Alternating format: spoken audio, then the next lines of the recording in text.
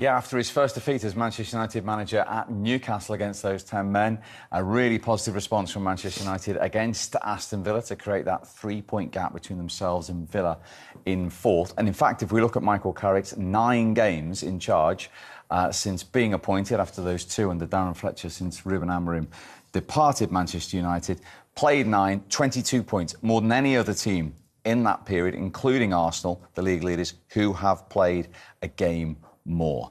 Now, it's a club you know well after 2 long spells there, Steve, and obviously he's a man like us, you know well, and you've coached. I mean, what about that impact in that period of time? Yeah, that's unbelievable. No one would have expected that. But all he's done is quite simple. He's gone back to basics and put players in the right positions, give them the right job, the right description, what to do. Casemiro back in, Meno back in, Bruno in his favourite position, and moved the front around where he's got flexibility. He's got a good bench. Centre-backs, Maguire is put back in. So he's really given confidence and belief to the players going back in. And you see it, they're comfortable in what they're doing and they're comfortable with each other. So they're a unit, they're nice and compact, well coached, nice simple things, and going nicely on a run and being very, very effective and putting himself in a great position towards the end of the season. You say well coached there.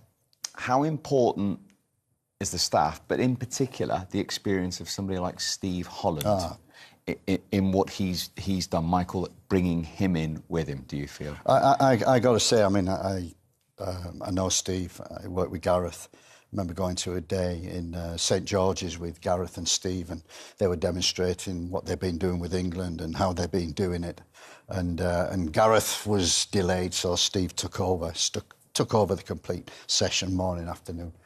And his description of what they were doing, great. Then he worked on the field, and the work that he did on the field was tremendous. You know, 4-2-3-1, everybody knew what they were doing, and you could see he was an accomplished coach at that level. At Chelsea, look who he's worked with. He's worked with the top, the best. He's won everything. And as soon as they appointed Michael, I just wondered, and the same with Ollie and the other contenders for the job, the most important thing is what staff are they going to bring? And as soon as I saw Steve Holland's name, I went, wow, fantastic. And Michael, similar temperament to Gareth Southgate. Yeah. Good enough. They linked well. Mm-hmm. And I thought, perfect for Michael. As long as they connect, which they have done, he's got great experience. You mentioned one key thing there, which every Manchester United fan has mentioned. We've mentioned it numerous times on our show.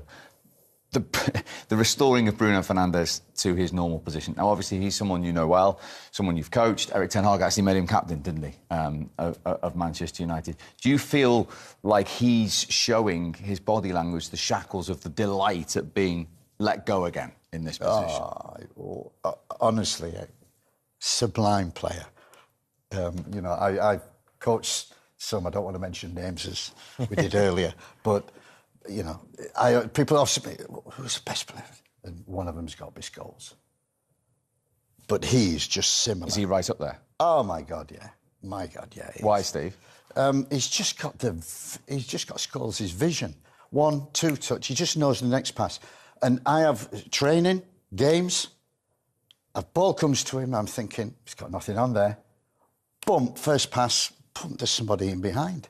You know, and he'll demonstrate it here. 1 touch, 2 touch, perfect. And he knows the next pass. You see him scanning, he knows what players are doing, and he's not just that, look, he's got delivery as well. And the key thing is that passion. They made him captain because he's got that passion. And that is vital for any Manchester United. And I've seen him do that so many times in train. And look, and the passion that he's got, once too much at times, once he controls that, he's perfect. Great delivery. He's just an all-round, very, very good player. You just can't teach, can you? The time, the vision, the time and the weight of the pass, the type of spin he might put on it. For someone thinking, and that's the dream to play. I mean, you know, somebody like Kevin De Bruyne has had it with Erling Haaland for years. You've got Fernandes now. Any striker that plays for Manchester United must be licking the lips. I had it with the likes of Steven Gerrard. They just the great players just on a wavelength. You don't have to speak. You don't have to say anything. It's just there, and he's certainly got it. And when we look at some of his numbers from this year, Steve, as well, I mean, his assists. How many games have we got still left of the season? 7 or 8? Could he break the record? And I think he possibly could. Possibly could. Normally, I mean, when the Player of the Year comes around, it's obviously 99 times out of 100 the champions.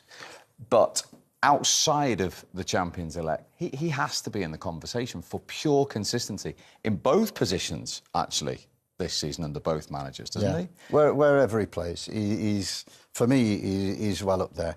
And the perfect professional. He's the first in.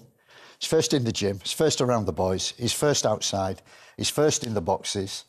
And he's last away. And you can't get him off the field. Wow. You cannot get him off the field.